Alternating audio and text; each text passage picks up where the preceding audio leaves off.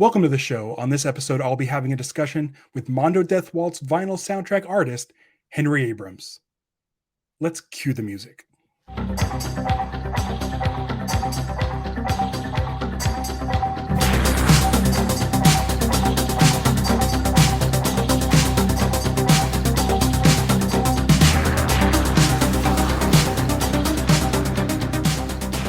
Welcome to the show.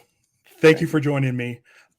Listen, I've only been collecting vinyl for about like a year, a little bit over a year, maybe a year and a half. Yeah, sure. We got a new record player during the pandemic, and then that's all I've been snatching it all up because I listen primarily to like film scores. I love film scores, and so like I kind of gravitated towards Mondo and Waxwork and stuff, like people who are like dedicated to like film music. Sure. And one of the albums I got, which was sort of a pandemic thing, was this guy right here, which you designed. Is this the first album you designed? Was the Giaquinos? Yeah, it was my first. I don't know if I can curse in the show. Can I? Go for it. Yeah, okay.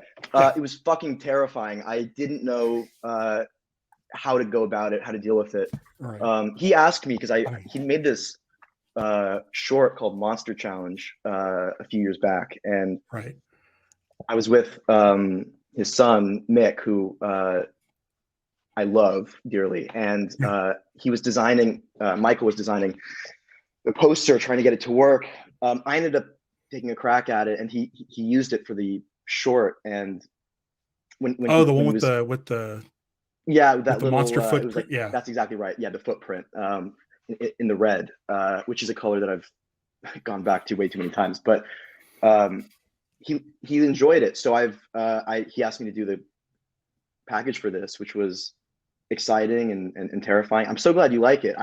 Looking back on it, it's clear to me how it's my very first. But it's not red. Yeah, it's not. That's right. It's not red. It was before I really discovered my There's a little bit on the back. So right, a little bit. I was experimenting. So like just in general, like how, like when he approaches you with this project, and I don't know how you get approached, like what do you get to pick projects? Does Mondo like tell you like, hey, we got these in the hopper? Is there anything you're interested in? Do you go to them saying, hey, I'd like to do this? How does that all work?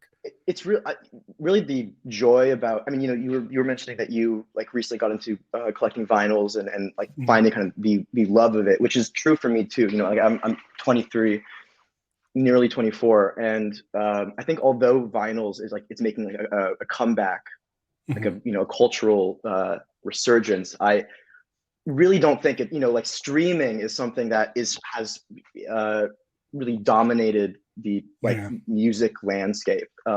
So to hold discs, and not just CDs, but like these vinyls, these pressings is it's not something that I think a lot of people in my age group do. And we would have some at home, but it was not something that I was super familiar with. So to enter this world, I was familiar with Mondo for a long time, and I'm a huge fan of their business model and the way that they go about contacting these like incredible fucking artists to produce what are really just like works of art that fall in line with something that you already may love. And I think that like that combination between like commerce and what is like, I think just such like a pure love of what may be nostalgic or new to someone else is ultimately like this piece of art that you can then put on your wall that like has intrinsic value in the way that it references something that you may adore. And that was true for many of the posters and vinyls that they have released, but it was not something that I ever really sank into. So to then suddenly within like minutes, I feels like be familiar with them as a company and the way that they operate, to learn that they are staffed and run by people who are so not only like dedicated to this industry and to the craft and the conservation of this type of music, but to be in like cahoots with people who are just like fans, right, is right. phenomenal. And so what's in that great way, is what's great is you look at the work that they've done already, and it is art. It is. Yeah. And totally. what's great is I have a thing where I can stick this while I'm playing. Yeah, I've seen it on my Instagram. Wall. Yeah, of course. Yeah, and totally. I love it because it's with vinyl. Like I have something, I looked it up recently on iTunes. I have like 26 days worth of film score music. Wow. Holy in my crap. iTunes. Wow. And I could listen to anything right now by just talking to my watch. Right. There's something about getting your ass off the couch, walking over to a shelf, looking at all the options, and then like putting it on to listen to for the whole like duration of whatever it is, 40 minutes or so. Sure. It makes it more of an event. And while you take out the album, the vinyl disc out of the packaging, you sit there and stare at the art while you're doing that. And I love what Mondo did. And I don't know how much you're involved with this, but they tend to make the color vinyl match the artwork. And I don't know if that's something you have any input on, or if that's something that they just interpret from the work you do. I think from my experience at least, I mean, every project is different. So I don't know if there's like a set model for the way that they behave project to project. But what I will say is the staff there are people who are incredibly talented and passionate individuals. So if I make something and I don't necessarily have input or direct input, usually what happens is, they infer and make artistic and creative decisions based on the palette that I may choose. What I love about it too is that the discs, these splattered discs, they're one for one, so every disc is a little bit different, and you can see the way that this color like interacts with each other, and it's exciting to see. For me, it's always like a fun surprise because it's the part of the process that I don't engage with heavily.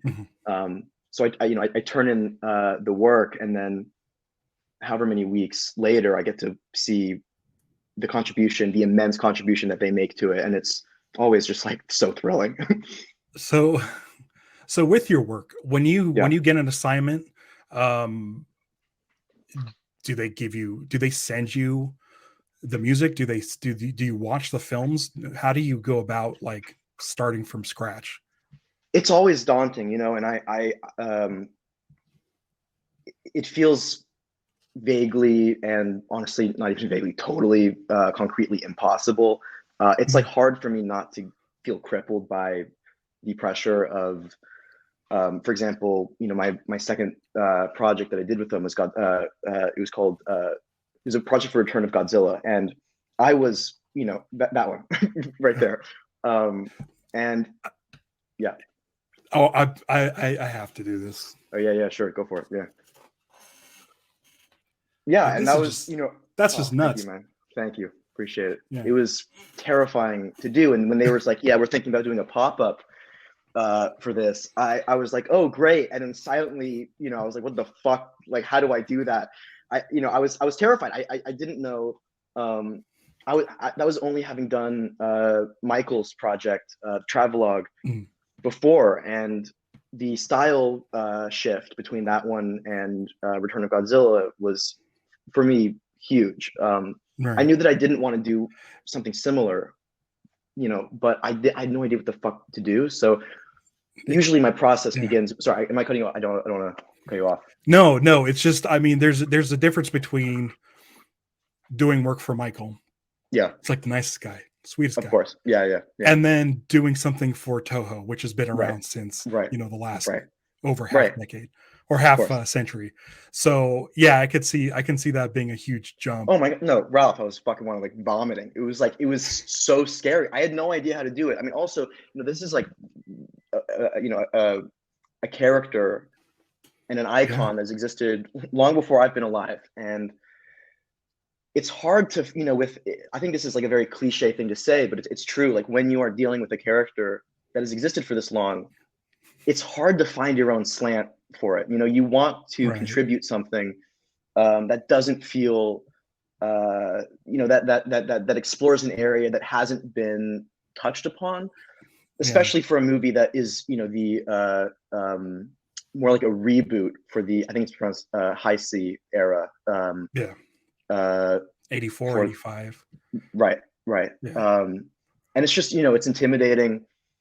The way that I ended up going, you showed again, I buildings for the dorsal film, for the dorsal fins, trying to show the destruction on his back. I can actually pop this up here. Yeah. So this concept, it's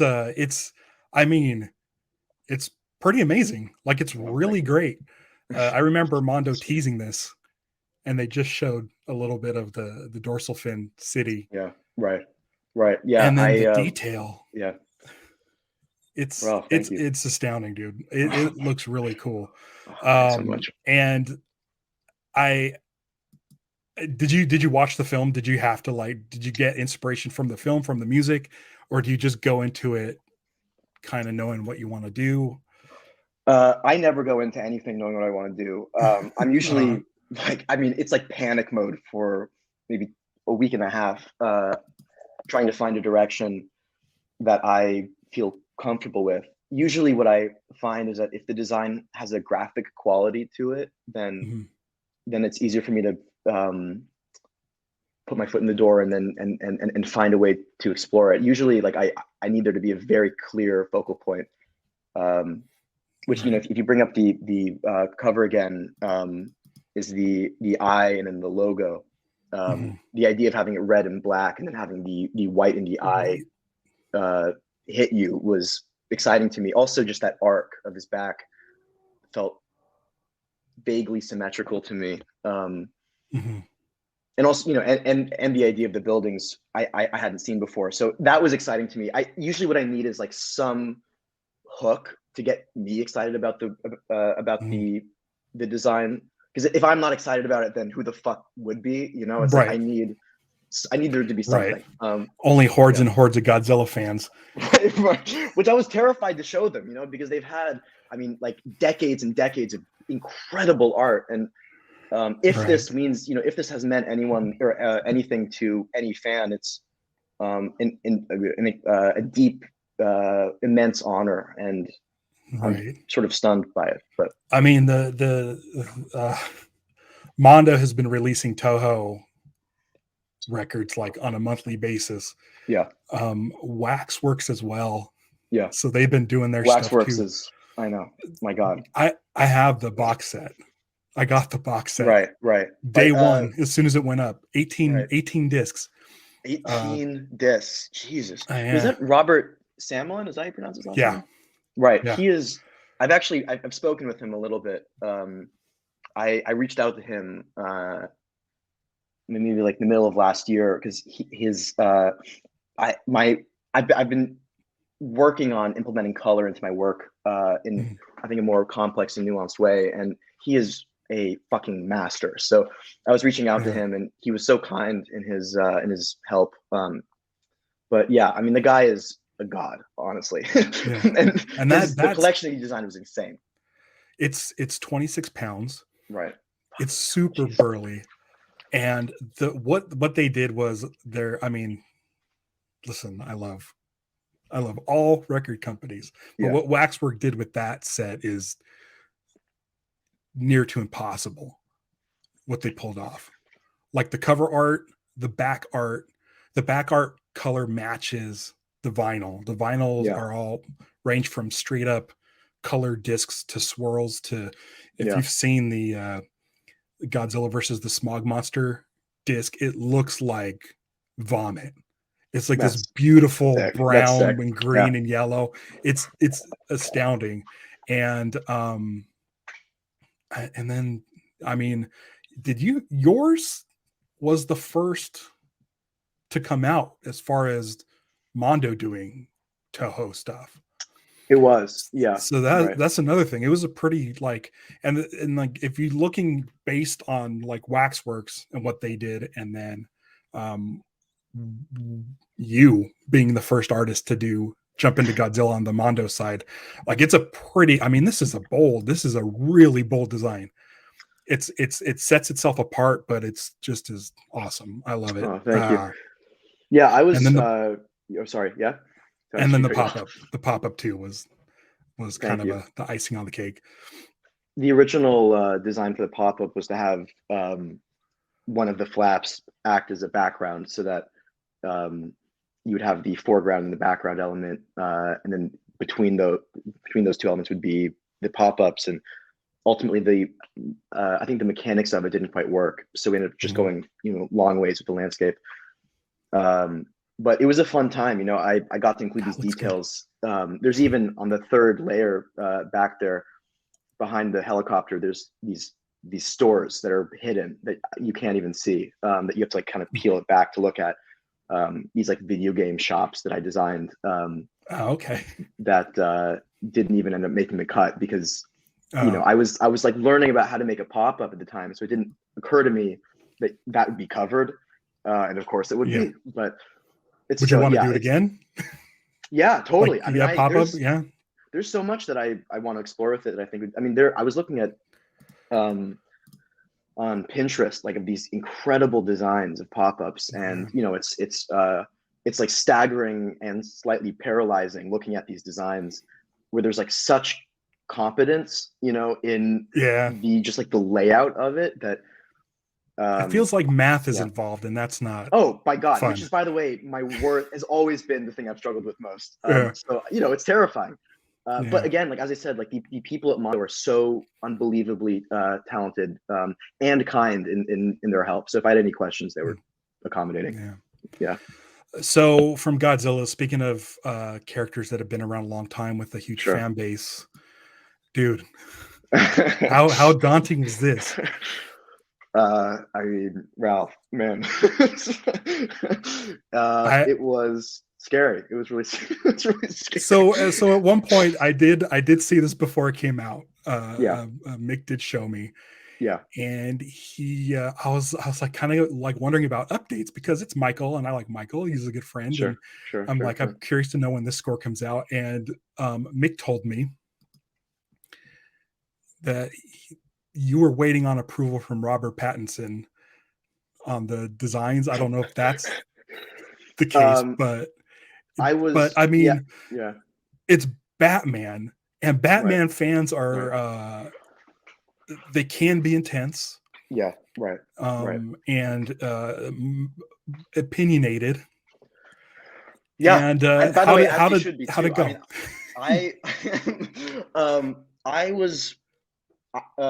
I was terrified. The reception that I got from Godzilla, being like a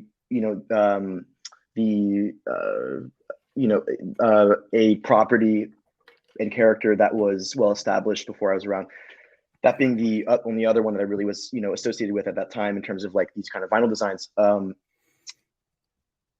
Godzilla fans are so kind, and they're like they were so warm in a way that was kind of astonishing to me, which feels like so specific in pop culture fan bases where there can be toxicity and I think on some level, in some cases, cruelty, and they were so kind. So to launch into DC and Batman was scary. At a certain point, and I was talking to Mick about this too, because I was like, I don't know how the fuck to do this, and you just have to kind of push it out of your mind and allow yourself to just experience the character the way that you've been impacted by Batman stories and the way that he's kind of existed in the cultural mythos as long as I've been around, which is and he's been my favorite character for fucking since I was a lad. But yeah, I know, crazy. And I actually got my hands on one of these. These went pretty fast, and I didn't know it was such a sought after thing. But I'm gonna get it. I'm gonna rip it open. I'm not gonna sell it on eBay for $400 or anything like that. I want to listen to this music. It's crazy. It was a blast. But this double gatefold. Yeah, it's pretty awesome. Yeah, it was a lot to design. I had to do it so quickly too because I got the project and had about like about a month less to do it. Wow. So this all came together in probably 3.5 weeks or Does so. did Mondo approach you on this?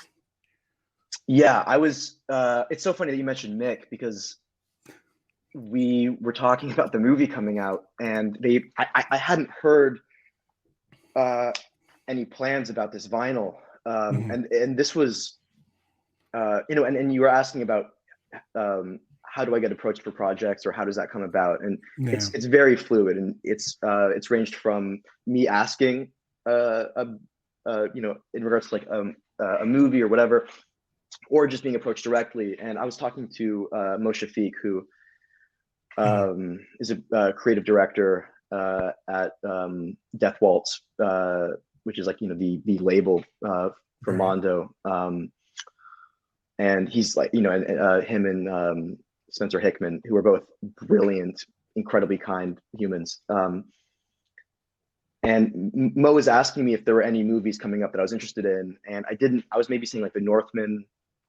That seemed interesting. I didn't mention Batman because I was so convinced that was taken. Like it must have been like this incredibly precious. Right. Everyone was too afraid to touch it.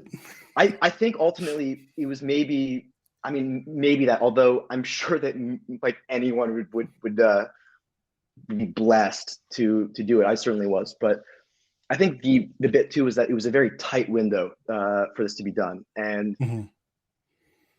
there's a lot of work to be done with that. And Mo Shafiq, who I mentioned, ended up helping me in ways that were urgent and critical and so necessary. And the package wouldn't have come together if it wasn't for him. But he did the design on the back with just like the text and the layout of that, because I was busting my ass trying to get that triple XL gatefold finished. But Mick, though, mentioned to me, he was like, why don't you just say that you want to do Batman and just ask, and just who knows. So I did, and apparently Mo was like indirectly asking me if I wanted to do it. So it was a really a bizarre way to get the job, but it wouldn't have happened. It's like everybody, Mick, so.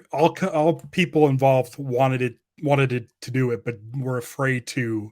Right, it's a scary thing. Commit. I was fucking terrified, Ralph. It was so scary. I had the insane privilege of being flown out to Austin to watch the movie before it came out, which was incredible. And my first like work trip, so it felt like this huge deal to go to Texas to see a movie was just like this huge gift. And Mick ended up coming out too, which is fun. But I still am like stunned that I got the opportunity to do that. I can't like you show the cover and I'm like, what? It doesn't register almost. Yeah, and I want to say, and make a course said this too, that this sort of what do they call this? The codex, not the codex, but all the sort of symbols, zodiac symbols in the back are now. I heard, I don't know if this is true, that those are going to be like a glossy sort of image. So it's going to be printed with like this reflective material. Not all of them. So this isn't shown. I don't even know if it was promoted in the marketing, but in the black at the bottom, it's going to say it's going to be in the handwriting of the Riddler to the Batman, with the scratchy text in black with the reflective material, and then behind him it's going to be the bat symbol spelled or like made out in the symbols.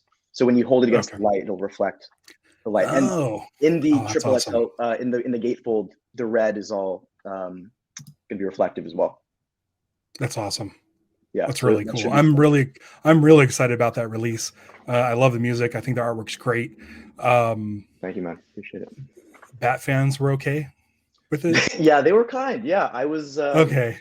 I mean, I think that there's there's always going to be people who have a design or a story or whatever in their minds that they wish which they kind of hold the preference for, and as they should. Everyone has their own favorite version of things, but ultimately, you know, I'm proud of I'm proud of the design, and I'm glad that people seem to have been receptive to it. Yeah. Again, like for me, so much of the way I remember a project is just in just the process that it took to get to the finish line. Mm-hmm. And for that project, it was just, I mean, like, again, Mo Shafiq was kinder than anyone should be, and more helpful than anyone should be. And the fact that it's done it's all due to him. So yeah. One last thing before we go. Yeah, sure. And that is, for 4 years, I did a show with Jorge Garcia about kaiju. Right. And in that 4-year time, we kept sort of running top 5 of our favorite kaiju films. Oh, yeah. So anytime we would watch a new movie, we would say, would it break our top 5? And our number one film, during our entire 4-year run, 104 episodes, plus like 10 bonus episodes, our number one was Rodan. We loved Rodan. And now, so I found out that you were doing Rodan. Right. And I've seen your covers for the Batman Midnight Society, the Return of Godzilla. Sure. And the first thing when I found out that you were doing Rodan was like, is it red and black? Right. Because I feel like that makes sense that you would ask that question. Yeah. Because the thing is, it's like Rodan has always been like, he's red. He's the red kaiju. Like if anyone describes Rodan, it's he's the red guy. Sure. Yeah. So yeah, he's got a more like ochre than anyone else, I think. But you mentioned you were moving on to other colors. I'm trying. I mean, there's going to be red. Definitely.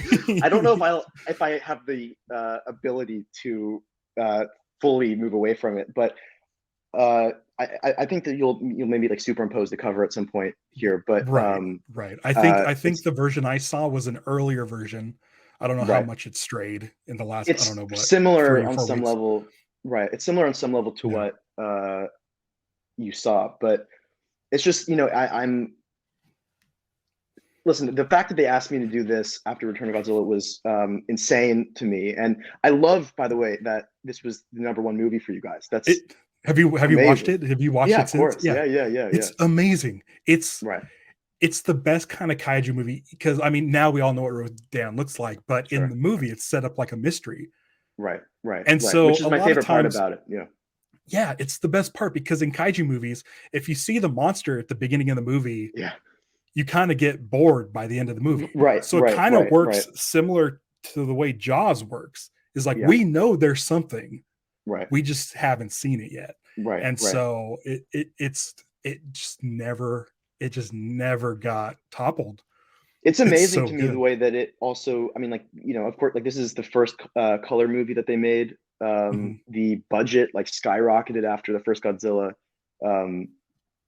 You know, the creature designs are phenomenal. The way that honestly, one of the reasons I love it so much is the way that it shifts genre throughout the movie, that it's like a murder mystery at first, and then it's slowly like it starts to like, you know, flirt with the idea of monsters, and these like these giant like bug creatures show up, and it's like it's horrifying, and you know, the lead like gets like amnesia, and his memories, you know, spoiler alert, but like he's like his memories are jogged by this like nest that he's holding. It's just like it's a crazy it's so super tragic, entertaining, and the ending is so sad. Because when I rewatched it for our show, I forgot that there was multiple Rodan monsters. Right. And then the connection between those two characters, it's a super tragic ending and totally sad. Oh my God, it's horrifying. I mean, that's the thing to me that I love about these older movies, is that they're essentially like just these like wild beasts that are, you know, they exist in a time that they maybe shouldn't, and are being like hunted down and murdered by government. Even like the original King Kong, 1933 Kong, like at the end of the movie, it's like, yes, thank God we killed it. Spoilers if you haven't seen King Kong, but he was never supposed to be sympathetic. And me and Jorge come from a place where we love kaiju, and we don't want to see them in pain. And Rodan shows them like, right. I mean, it's the ending is really sad.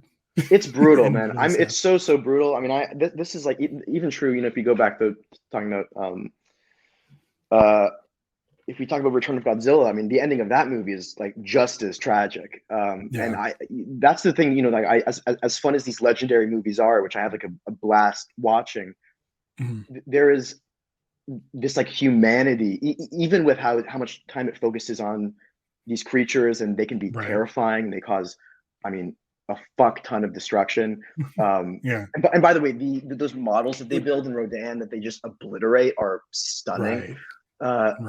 But these are, these are creatures that are just trying to find a way to exist, and they're ultimately like just sought after. And they're out of place. They're fish out of water. They don't belong here, and they're trying to survive. But they, we have tanks and airplanes. It's so sad. Yeah, it's like goddamn. Like it's. I think it's Son of Godzilla or Son of King Kong, 1934. I think. Right. Those designs, by the way, where you see like the cave of bones. Yeah. Like I don't know that one.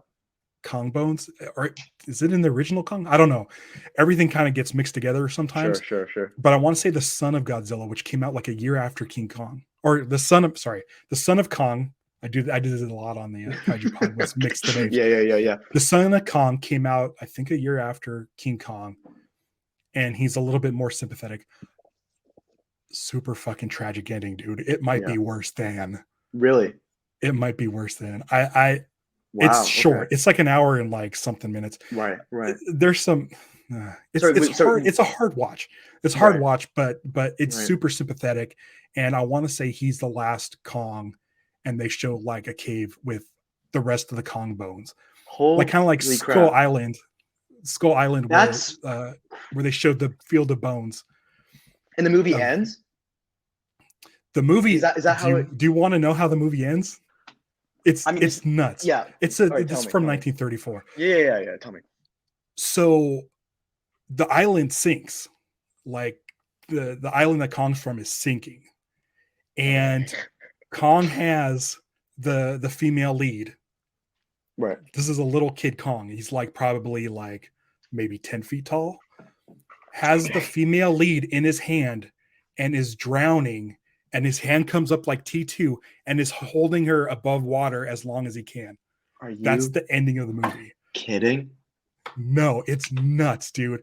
This movie looks like it should be like a King Kong movie for kids, but the ending is nuts. That's crazy. I was thinking that it was going to be for children because I think it is. Like Son of Godzilla, right? Those movies are like they really shifted audiences. Is Son of Godzilla the one where the movie ends with them embracing during a blizzard? I think so. Yeah, that's that's heartbreaking. Like it's like, I mean, they're not dying, but like what a image to finish your film with. Totally, I know. It's an insane. I mean, that's the thing. It's like the arc of these movies and the way that they're trying to like really find audiences is pretty amazing, and that's why part of like Return of Godzilla was such a shift tonally from what they were doing. Voice crack from what they were doing before that. So to kind of re-enter it, and then there was, I think, Godzilla versus Biollante was maybe the sequel, or not the sequel, but it was the movie that came right after Return of Godzilla, which is, I think, like one of the greatest monster movies ever. It's incredible. And I don't think it cracked our top 5. It didn't. Wow. All right, that's surprising to me. I mean, I learned too that Toho held a contest to design. I hope I'm right about this. That they held a contest to design that monster, and the guy who designed Biollante was a dentist, and he like just drew up this concept and sent it to them, and then they accepted it. So this like dentist's design is fighting Godzilla, which I just adore. I love that. Yeah. It's so good. It's like a fun trivia. Yeah, they're surprising, those movies, because you never know what you're gonna get. Never know if you're gonna just get a flat out action movie, if you're gonna get something that has a little more of a message. Right. So I know it's great. I am very much looking forward to Rodan. Thank you. And I am putting in my pre-order, and as soon as it shows up, this episode is going to drop the day that it's announced on Mondo. So head over to Mondo, read the blurb. Chances are it's going to be a pre-order on Wednesday at 10 Mountain Time? I forget. Anyway, I forget too. I mean, I can't wait to see it, just because based on the cover, I'm already sold. But I mean, obviously it's Rodan, so I'm sold anyway. But number one, when I saw the cover, I was like, you know what? I need to talk to Henry about this, because I mean, you're hitting me in all the right spots. Oh, that's so sweet, man. That's so sweet. Thank you. I love Michael. So I got this. One of the reasons why I got this, I'm on this album. I appear on this album. Do you appear on this album? I think as like a voice that's distorted and obscured by like, okay. Yeah. So Michael sent me that email too. I did the recording and sent it back to him. Sure. And I said, hey, Michael, did I make the cut? Am I on the album? And he said, yeah, of course. And I said, oh, awesome. I can't wait to hear it. And he's like, oh, you're mixed in with like 250 people. I'm like, oh, okay. Right. So it's impossible. I'm like, is it possible? I like grabbed the record. I'm like, I'm going to put it in. I'm going to put my headphones. I'm going to be like, here it comes. No. I know. And then he told me some of the other people on it. And it's like amazing. Paul McCartney or something. I think it's crazy. I got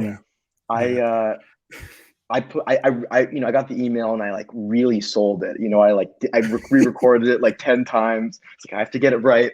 I created like a click track so that I would say it identical to the thing, because he said he wanted to sound like this vocal thing. And I'm like, I told my wife, okay, I'm going in the back. I closed the door. I got my microphone set up. I created a little click dedication, track, man. I'm so buried. Buried in this. I think you shine through out of the 200. You really, probably. Yeah, your voice. Yeah. It hits the right note. It's good.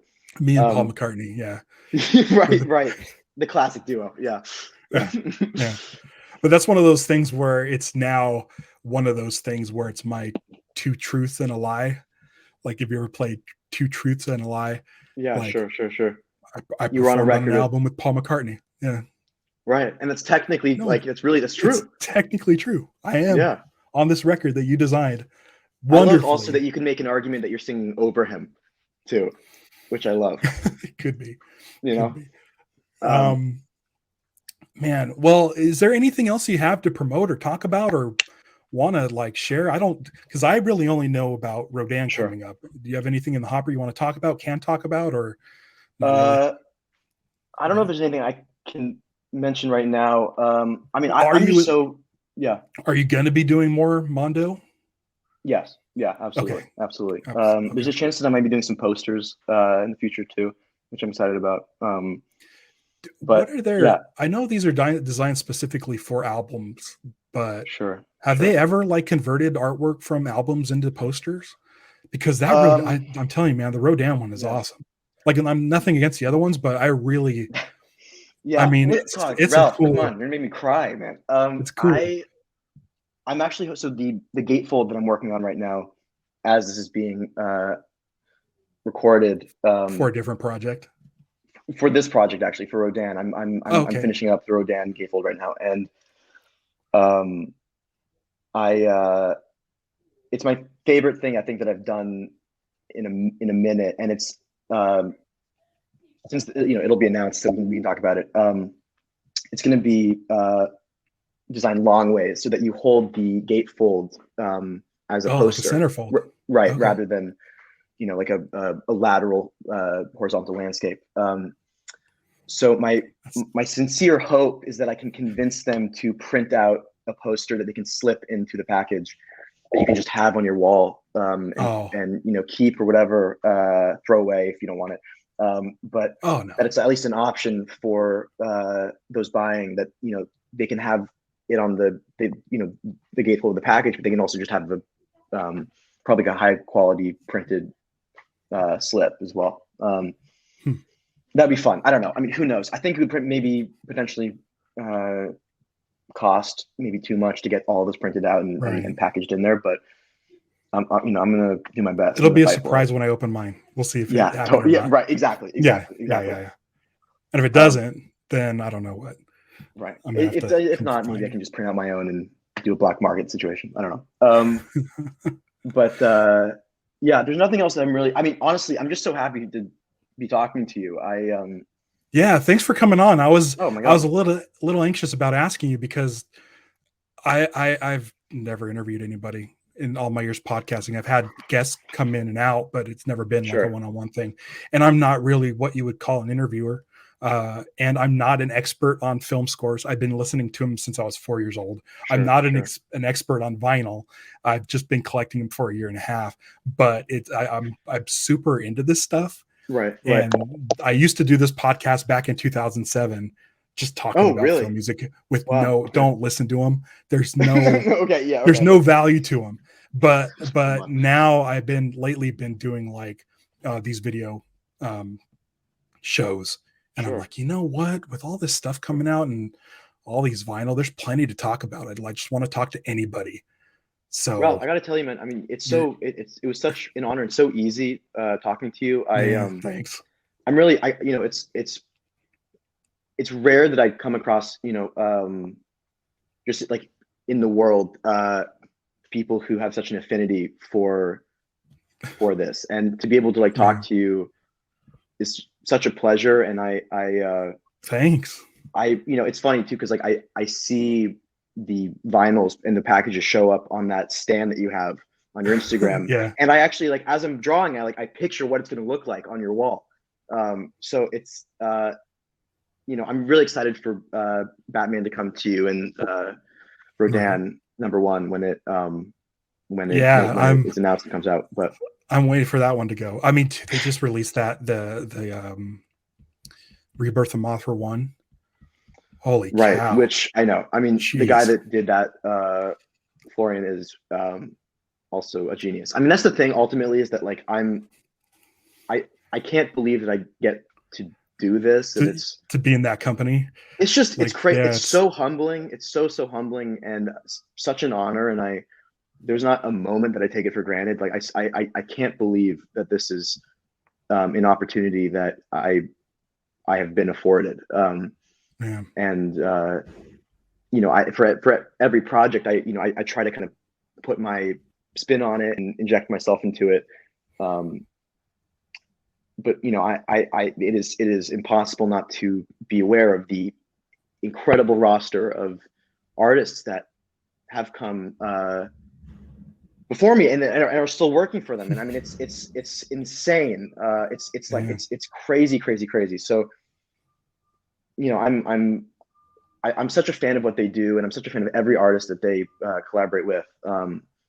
So to have anything I may do be associated with that is just, I mean, and you're like a regular honor. Now. You're in it. You're working on your 5th. Yeah, I think my 5th. Yeah. I know. Michael's Godzilla, crazy. Rodan, Batman, and Midnight Society. Yeah, Midnight Society. Yeah. Yeah.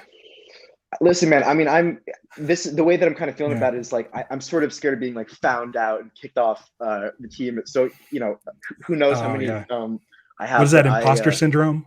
Yeah, I mean, and I deal with that every waking moment. Yeah, but look at me.